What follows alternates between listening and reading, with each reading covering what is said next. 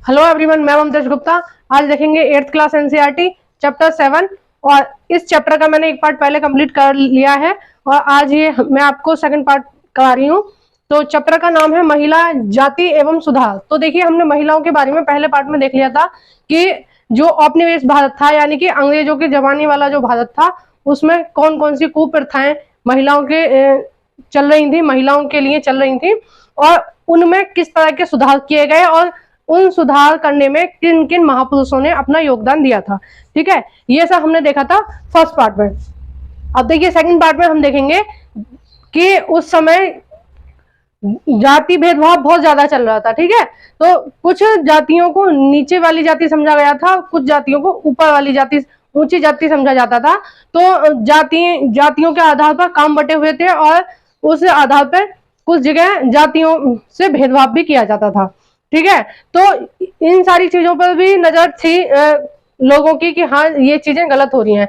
तो अब इस पार्ट में हम ये देखेंगे कि कौन कौन से महापुरुषों ने कौन कौन से आंदोलन चलाए इस जाति व्यवस्था में जो जितनी भी बुराइयां चल रही थी उनको दूर करने के लिए। यानी कि ये जितने भी आंदोलन थे ये इसलिए चलाए गए थे जिससे क्या है, समाज में समानता है। ठीक है, सबको समान अधिकार मिले, जैसा कि भारत में आज चल रहा है कि सभी जाति सभी धर्मों को क्या है, समान अधिकार है। वो हर काम करने के लिए स्वतंत्र है। ठीक है, जॉब पाने के लिए, स्कूल में जाने के लिए, मंदिर में जाने के लिए, कहीं पार्क वगैरह में जाने के लिए, कहीं बोलने के लिए, किसी मंच पर खड़े होने के लिए, तो हर व्यक्ति स्वतंत्र है, वो जो चाहे वो कर सकता है। ठीक है, तो जो उस समय जो जातियों में जाति भेदभाव चल रहे थे उसके लिए जो आंदोलन चलाए गए थे वो देखेंगे। ठीक है, महिलाओं के बारे में हमने पिछले पार्ट में देखा, अब देखेंगे हम जातियों के बारे में। तो जाति और समाज सुधार, देखिए पिछले पार्ट में हमने देखा था जो राजा राम मोहन राय थे, इन्होंने क्या किया था कि महिलाओं के लिए एक शिक्षा के लिए बोला था कि महिलाओं को क्या शिक्षा देनी चाहिए, लड़कियों को शिक्षित करना चाहिए, पढ़ाना चाहिए। और दूसरा उन्होंने बोला था कि सती प्रथा पर रोक लगनी चाहिए, ये गलत चीज है। और पुनर्विवाह जैसी अच्छी चीजों के लिए उन्होंने लोगों को प्रोत्साहन किया था कि भाई समाज में इस तरह की चीजें होनी चाहिए। साथ साथ ये अछूत कुछ जातियों को जो अछूत माना जाता था उन पर भी काम कर रहे थे। ठीक है, तो देखिए ऐसा नहीं है कि जो कुछ जातियों पर जब अत्याचार हो रहे हैं या उनको किसी भी तरह से उनका बहिष्कार हो रहा है तो उसमें सभी मतलब बाकी की जाति के सभी लोग शामिल होते हैं। हर जाति में, हर धर्म में कुछ लोग अच्छे होते हैं और कुछ लोग बुरे होते हैं। ठीक है, अब देखिए ये जो ऊंची जाति के उस समय माने जाते थे। ठीक है, अभी ये जाति भेदभाव नहीं चलता है, पहले चलता था। तो उस समय माने जाते थे राजा राम मोहन राय। इन्होंने जो कई सारे संगठन बनाए, उसमें इन्होंने इस चीज के ऊपर काम किया कि जो जिन वर्गों का बहिष्कार हो रहा है या जिनके साथ गलत व्यवहार हो रहा है उनको क्या है, समान समझना चाहिए। ठीक है, सबको समान मानना चाहिए। इस चीज पर इन्होंने काम किया था, है ना। अब देखते हैं आपकी एनसीईआरटी में क्या लिखा है।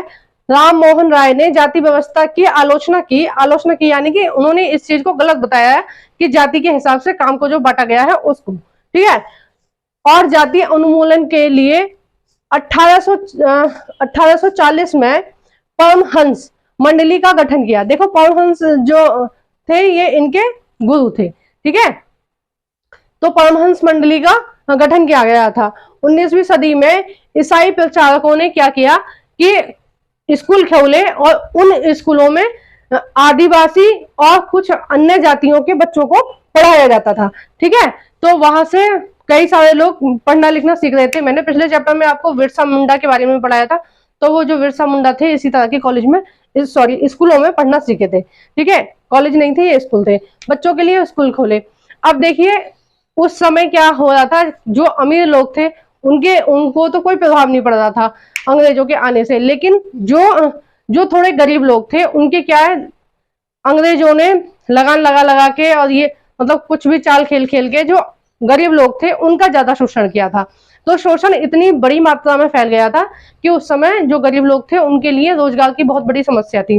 तो अब अंग्रेजों ने एक दूसरा आइडिया अपनाया था उनके लिए कि अंग्रेजों ने उनको समझाया कि आपको यहाँ गांव में तो कोई काम वाम नहीं मिल रहा है, आपकी जमीन वमीन भी आपके पास है नहीं, तो आपको हम क्या है बहुत ज्यादा पैसा देंगे और आप हमारे साथ चलो काम करने के लिए। तो ऐसे गांव से मजदूरों को उठाते थे और कहीं दूर ले जाते थे बागानों में काम करने के लिए। और वो व्यवस्था इतनी, मतलब यहाँ से तो अच्छा अच्छा बोल के ले जाते थे कि वहां पे रहने की सुविधा अच्छी मिलेगी, खाने की सुविधा अच्छी मिलेगी, तुम्हारे साथ भेदभाव नहीं होगा, और मतलब अच्छा अच्छा बोल के उनको ले जाते थे। लेकिन वास्तविक कंडीशन क्या थी वहां जाने की, कि पहली बात तो वहां से कई लोगों को आने ही नहीं दिया गया, ठीक है, वो लोग वहीं के वहीं रह गए, या फिर उनके साथ जो भी हुआ आज तक पता नहीं चला। दूसरी चीज ये हुई उन लोगों के साथ कि उन लोगों को जितनी तनख्वाह वो बोल के ले जाते थे उतनी नहीं देते थे। वहां पर उनको मूलभूत सुविधाएं भी नहीं थी, मतलब ठीक से खाने पीने रहने की ये सारी सुविधाएं भी नहीं दी जाती थी, ठीक है। और उनको छुट्टी, अब उनका घर परिवार नहीं है तो त्योहार वगैरह की छुट्टी नहीं दी जाती थी। मतलब साल के 365 दिन उनसे खूब बहुत ज्यादा काम किया जाता था। और जो उस समय जो प्रथा चल रही थी, देखिए एक जॉन एलन नाम का एक कुलीन जहाज था जो आपकी एनसीईआरटी में दिया गया। और ये वाला जो क्वेश्चन है ये बहुत ज्यादा एग्जाम में पूछा जाता है। मैंने ये सारे ना पॉइंट पॉइंट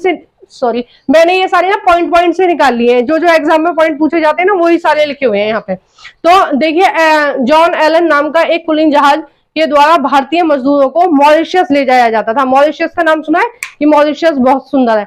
वो बहुत सुंदर कैसे है कि यहाँ से मजदूरों को ले जाते थे ठेके पे या एग्रीमेंट करके। बंधुआ मजदूर, गिलमिटिया मजदूर के बारे में आपने सुना होगा। जो गिलमिटिया मजदूर थे वो यही थे, यानी कि एग्रीमेंट करके वो ले जाते थे यहाँ से। तो मजदूर अपनी भाषा में एग्रीमेंट टाइप की चीजों को नहीं बोल पाते थे, तो वो उन्होंने गिलमिटिया नाम रख लिया था उसका। तो गिलमिटिया मजदूरों को यहाँ से ले जाते थे, और जिस जहाज में ले जाते थे उसका नाम था जॉन एलन, ठीक है, कुली जहाज था।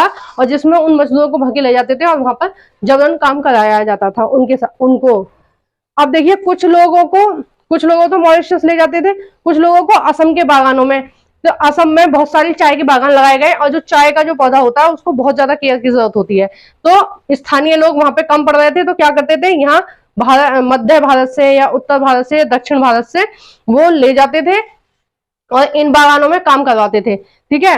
और असम में, मॉरिशस में, त्रिनिदाद में और इंडोनेशिया के बागानों में काम कराया यहाँ से ले जाके और वहां के बागानों में काम कराया जाता था। और देखिए ये जो चीज है ये हमारे भारत में नहीं चलती थी। ये जो अमेरिका वाले लोग हैं या यूरोप वाले लोग हैं, अभी ये बहुत ज्यादा धर्मनिरपेक्ष और बहुत ज्यादा अच्छे बन के दिखाते हैं, पहले नहीं थे। ये जितनी भी गंदी प्रथा है ना, ये सारी वहीं से स्टार्ट हुई है, ठीक है। जब लोग अमीर होते हैं तो अपनी कमाई में एक ही जीवन में इतना अमीर नहीं हो सकता आदमी। उसके लिए क्या है, वो गरीब लोगों के ऊपर पैर रख के जब चढ़ता है तो तभी वो अमीर होता है, यानी कि गरीब लोगों का शोषण करके, उनसे गलत तरीके से पैसा कमा के। तब ये इतने यूरोप में जो बने बैठे हैं ना, इतने बड़े बड़े देश और सुंदर सुंदर, ये सब जो गरीब देश थे उनका शोषण करके बैठे हुए हैं। और मतलब अफ्रीका के बहुत ज्यादा गरीब देश थे, तो वहां पे भी ऐसे मजदूरों को बांध के ले जाते थे और वहां पे काम कराते थे। कई मजदूरों को कभी आने नहीं दिया गया। और आप देखेंगे विदेशों में बहुत ज्यादा भारतीय रहते हैं, उसका वो कहाँ से, इतने थोड़ी ना वो चले जाते हैं प्रवासी बनकर। ये जितने भी भारतीय हैं उस जमाने में मजदूरों के तौर पे गए, फिर बाद में वहाँ कुछ कानून बनाए गए और उनको थोड़ी थोड़ी रियायत दी गई और पढ़ने लिखने की व्यवस्था दी गई। तो उसी की वजह से वो भारतीय आज उच्च पद पर हैं उन्हीं देशों में, ठीक है। इसीलिए हर देश में आपको भारतीय मिलेंगे, क्योंकि यूरोप वाले जो लोग हैं वो यहाँ से मजदूर के तौर पे उनको भगे ले गए थे, और बाद में उनके बच्चों ने पढ़ाई लिखाई कर ली होगी, तो इस तरह से उनकी प्रोग्रेस हो गई। अब ये दूसरी बात है, हम यहाँ पर समझते हैं कि हम जाति का भेदभाव समझ रहे थे। अब देखिए समानता और न्याय की मांग। अब कुछ लोग तो ब्राह्मण थे जो नीची जाति के हित के लिए काम कर रहे थे, ठीक है। आजकल सोशल मीडिया पे बहुत ज्यादा पोस्ट करी जाती है कि ब्राह्मण हमारे लिए ये किया है, ब्राह्मण की वजह से हमारे ऊपर अत्याचार हुआ, या ब्राह्मण हमें ऐसे समझते थे। पहली बात तो मैं आपको बता दूं कि मैं ब्राह्मण नहीं हूँ, ठीक है। जो एनसीईआरटी में लिखा है वो मैं आपको बता रही हूँ कि सभी ब्राह्मण एक जैसे नहीं थे, और ये भी कुछ ब्राह्मण थे जो निचली जाति के लिए लड़ रहे थे, निचली जाति के हितों के लिए लड़ रहे थे। ये भी ब्राह्मण ही थे ना, राजा राम मोहन राय जैसे लोग भी, ये भी ब्राह्मण थे। लेकिन ये महात्मा गांधी भी एक उच्च वर्ग के पुरुष थे, लेकिन उन्होंने भी नीची जाति के लोगों के लिए काम किया था, ठीक है। तो आप हर व्यक्ति को एक पैमाने में ना नापे।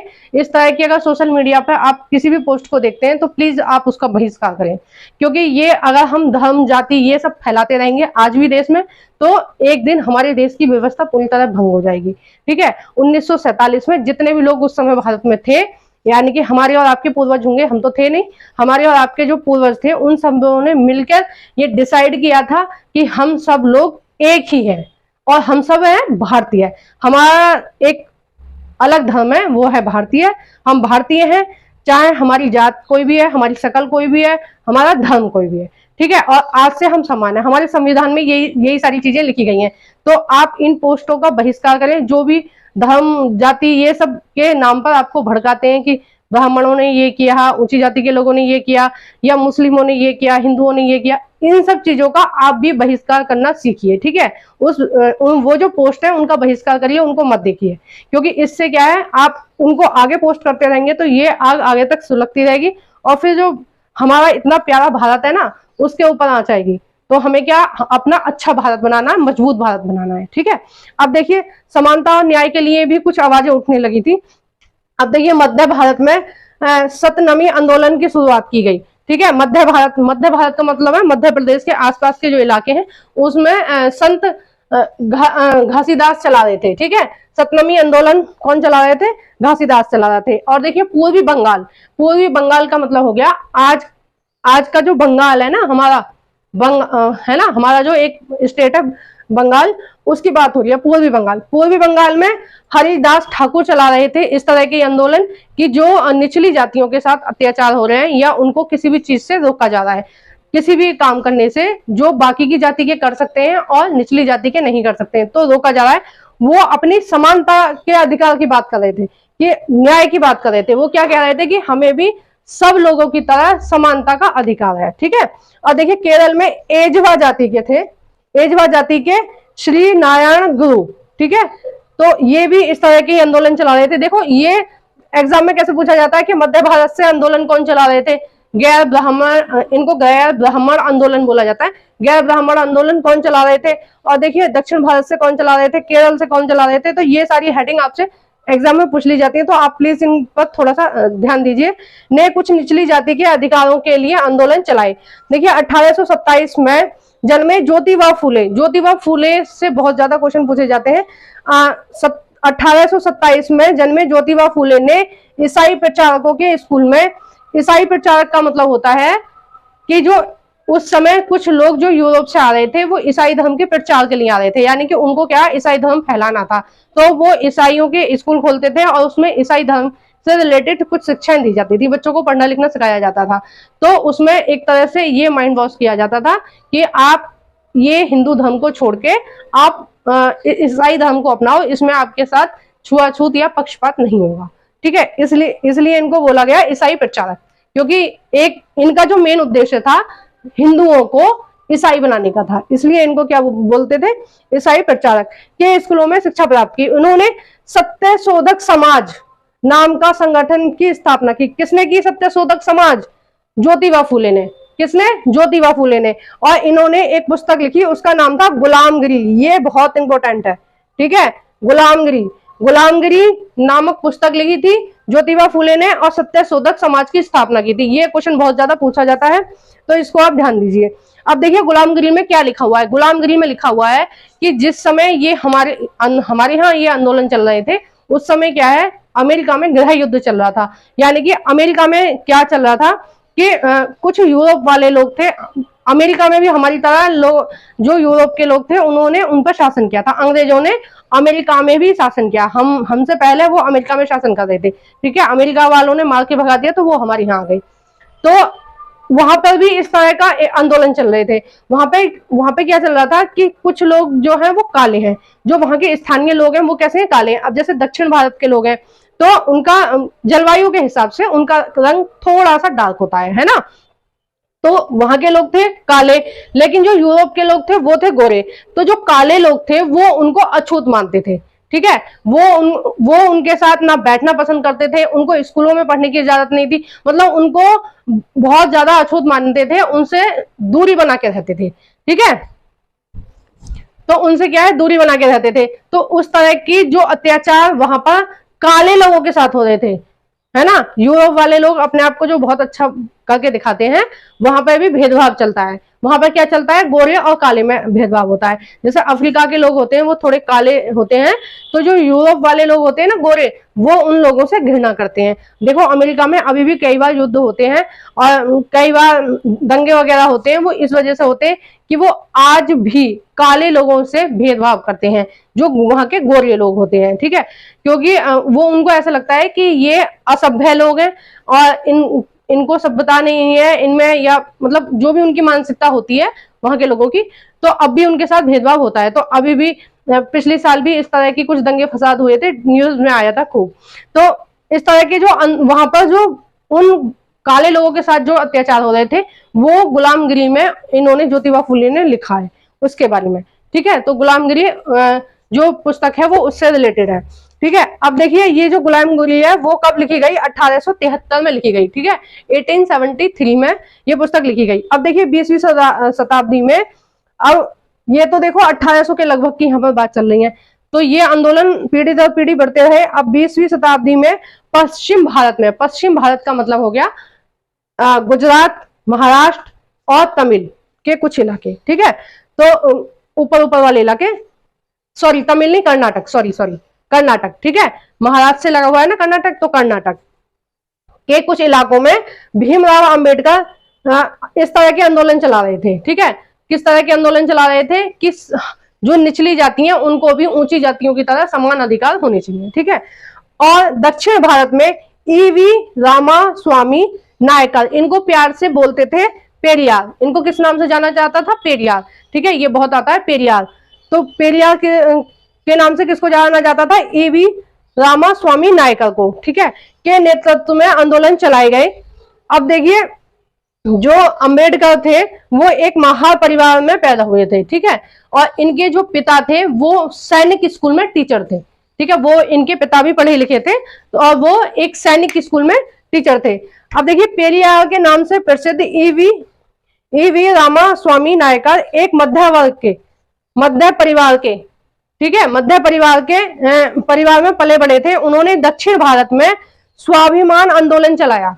सबके आंदोलनों के अलग अलग नाम है, ठीक है। ये नाम ही आपको ध्यान रखने हैं, यही ज्यादा एग्जाम में पूछे जाते हैं। तो स्वाभिमान आंदोलन शुरू किया और ये क्या थे, हिंदू धर्म के, हिंदुओं के वेद पुराणों और भागवत गीता के बहुत ज्यादा आलोचक थे। यानी कि ये भागवत गीता के, रामायण और मनु संहिता के कट्टर आलोचक थे, क्योंकि इनको ऐसा लगता था ये जो जाति व्यवस्था है ये वहीं से आई है, और इनको ऐसा लगता था कि वहीं से ही क्या है ये अत्याचार वगैरह शुरू हुए। अब देखिए आगे आपकी बुक में कुछ चीजें दी हुई हैं और मैंने यहाँ पे ये पीडीएफ लगाई हुई है मैंने यहाँ पे, तो आप इसको देख लीजिए ध्यान से।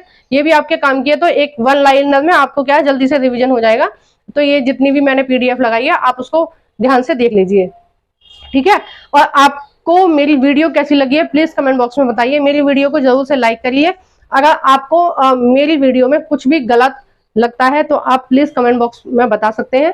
और मेरा जो उद्देश्य है किसी की भावना को आहत करने का नहीं है। जो एनसीईआरटी में लिखा है मैं केवल वही पढ़ा रही हूँ, ठीक है। मैं अपनी तरफ से कुछ नहीं पढ़ा रही हूँ, इसलिए मेरा बिल्कुल भी उद्देश्य नहीं है कि किसी भी की भी भावनाओं को आहत करने का।